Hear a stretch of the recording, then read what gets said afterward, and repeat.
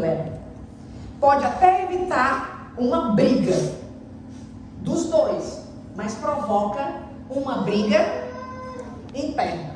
Então, não é evitar problemas. Claro, antes que alguém diga assim, então é para falar mesmo, então agora eu já sei que é para falar mesmo e tal. Não, existe forma de falar, hora de falar, jeito de falar, né? Não é só falar, deve-se falar, mas tem a forma correta de falar. E para isso, existe uma coisa que a gente tem que desenvolver no relacionamento, que se chama conversa íntima. A conversa íntima é diferente de uma comunicação comum. Por exemplo, eu não conheço a maioria de vocês aqui, nunca vi. E eu posso conversar por 1 hora com uma pessoa que eu nunca vi. Posso ou não posso? Posso. Perguntar de onde você é, de onde você veio, o que você tem, quantos anos está aqui, se tem filho, se não tem, o que faz aqui, o que não faz, se gosta do frio, se não gosta. Olha, tanto assunto que dá para desenrolar. Pode conversar 1 hora ou mais com alguém que você não conhece. Mas é claro que nessa hora que você está conversando, você não vai falar, sabe uma coisa? Quando eu era criança, meu pai não tratava tanto a minha mãe. Assistir aquilo me impactou profundamente. Hoje eu tenho muita dificuldade nos meus relacionamentos. Sabe que a minha sexualidade não está boa no meu casamento. Você vai falar essas coisas? Não. Por quê? Porque não tem intimidade.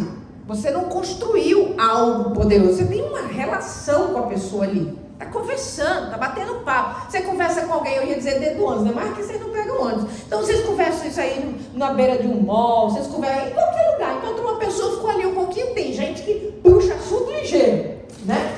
Começa a conversar que você bate o olho e pensa que as pessoas se conhecem há uma vida. Meu marido é assim. A gente muda para um lugar, ele conhece os vizinhos todos. Eu vivi 13 anos numa casa, se eu encontrasse com a vizinha, eu juro pra vocês, isso é feio de dizer, mas é verdade, o que eu posso fazer? Se eu encontrasse com a vizinha na rua da minha casa, eu não saberia se ela era ou não minha vizinha. Os nossos horários nunca batiam, ela entrava num horário, saía no outro, eu em outro. E você viajava? Viajo, mas isso não é desculpa, porque foi assim que você conheceu eles. Foram lá, bateu na porta e falou, eu sou o vizinho, moro aqui do lado, eu sou pastor da igreja adventista, e o que vocês precisarem, blá, blá, blá. Foi assim que ele conheceu, mas vocês não acreditam, eu sou tímida, eu sou muito reservada, eu tenho problema de falar com pessoas que eu não conheço, eu não sei o que dizer. Simples assim, não sei o que dizer, então eu fico calada, né? E o meu marido, se ele não conhece, não importa, ele tem facilidade para conversar horas com a pessoa, mesmo se ele conhecer. Então, ele é uma muleta muito boa para mim. Quando eu tenho que ir para um lugar que ele está junto, eu chego e fico aliviada, porque eu sei que ele vai engrenar o assunto e eu fico só ali de carona, né? Que acolá eu falo uma coisa, que eu não sou muda, né? Mas não é o meu forte. Eu não sou de falar muito. Parece interessante as pessoas ouvirem eu falar isso, porque eu falo muito nas palestras. Mas uma coisa é falar sobre, outra coisa é bater papo, né? Então, a conversa íntima, ela é uma característica que precisa, observaram a minha fala? Precisa fazer parte de um casamento. Um casamento que não tem conversas íntimas é um casamento sem intimidade, logo não é casamento. Por quê? Porque conversa a gente tem com qualquer pessoa. Conversa íntima a gente vai desenvolver dentro de um relacionamento. Então, se eu tenho um relacionamento e eu não tenho uma conversa íntima, eu não tenho um relacionamento íntimo. Ponto. Não tenho um relacionamento de intimidade, não estou casado de verdade. E aí vem mais. Vamos agora às explicações. O que acontece que muitas vezes não chega na conversa íntima? Dilei, estou casada há 10 anos, 15 anos, 20 anos, não sei se é isso mesmo, não sei, eu não sinto que a gente está junto, não sinto proximidade. Às vezes a gente sente que tem um erro, mas não sabe aonde é o erro, né? Às vezes a gente sente um desconforto, mas não sabe por quê. Vamos lá. Como é que surge o processo de intimidade dentro do casamento? Existe a intimidade conjugal, existe a intimidade filial, né, que é entre pais e filhos, existe um tipo de intimidade.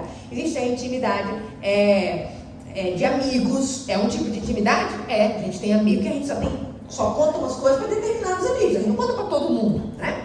Mas a intimidade conjugal, ela tem um diferencial, e é sobre isso que nós vamos bater papo hoje à tarde aí, tá? Então olha só, um rapaz resolve, ele é um menino, como esse que está ali no meio do corredor, pequenininho, ele tem o quê? quê? Um ano? Um ano, ótimo. Ele tem um aninho. A gente bate o olho e acha que ele não sabe de nada. Não é assim que a gente pensa? Não sabe nada da vida, ele não sabe mesmo. Tá ali, ó, pra lá e pra cá, né? Não sabe nem o que nós estamos falando, conversando, não tem conta para pagar. Ele vai lá, não sabe que a garrafa dele vai do outro, ele pega que tá na frente, ele não tá nem aí. Nem aí, porque ele não tem mesmo nem tipo de filtro nesse sentido. Nessa fase, tudo que um pai e uma mãe colocar na vida dele, ele vai receber. Mas não é inconsciente. Simplesmente vai como se fosse uma folhinha branca, que o que você escrever nela pega. Então ele vem nessa fasezinha aí, que a gente chama de primeira infância, 0 a 3 anos. Então ele vai recebendo tudo, de pai, de mãe, de tio, de vô, dos irmãos da igreja, de todo mundo. O que botar pra dentro vai, emocionalmente falando. Se ouvir briga, se ouvir amor, se botar no colo, se der carinho, se der amor, tudo. É como se ele tivesse uma malinha, uma mala. E nessa mala, quem convive com ele pudesse ir colocando coisas, comportamentos, atitudes e etc. Vai pondo lá. Aí ele vai, pega essa mala, agora ele é muito pequeno para saber que tem uma mala, mas ele vai crescendo, e ele vai segurar essa mala e vai pelo resto. Ao longo da vida, quem tem filho adolescente já tem um filho com uma mala. Não é o filho que é a mala, ele tem uma mala, tá? Então ele já tá com uma malinha bem boa. Quase. Se já é um jovenzinho, a mala tá mais cheia. Aí ele vem jovenzinho, aí ele chega na igreja, olha a menina e fala assim, eu quero aquela dali. Eu vou encostar, vai ser ela. Em contrapartida, ela que está do lado de lá, também já teve essa idade, também encheu a malinha lá com as experiências, com as vivências, com tudo que foi ensinado, e ela também está puxando essa malinha e também chegou aqui na mesma faixa etária, que também olha e fala, ele é demais.